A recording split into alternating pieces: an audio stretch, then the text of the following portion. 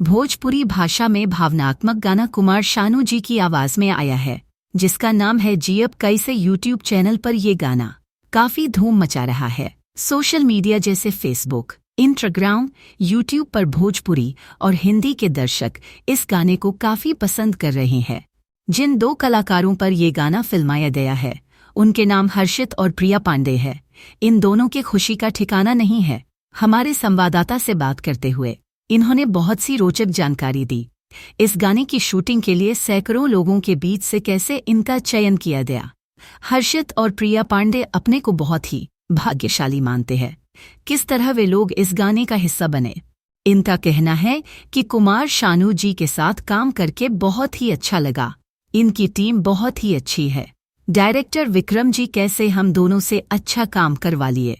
इस गाने में गीत और संगीत दोनों ही लाल सिन्हा जी का दिया हुआ है।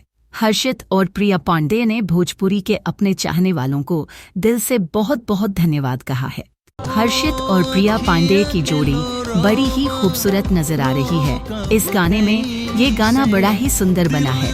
कुमार शानू जी की आवाज से इस गाने में 4 चांद लगा दिए हैं। हर्षित और प्रिया पांडे की जोड़ी ऐसे ही अच्छे अच्छे गाने और फिल्म बनाते रहे और फिल्म प्रेमियों का मनोरंजन करते रहे। इसी शुभकामनाओं के साथ एक बार फिर जियब कैसे के लिए बहुत बहुत शुभकामनाएं सिटी फोकस एंटरटेनमेंट की पूरी टीम की तरफ से।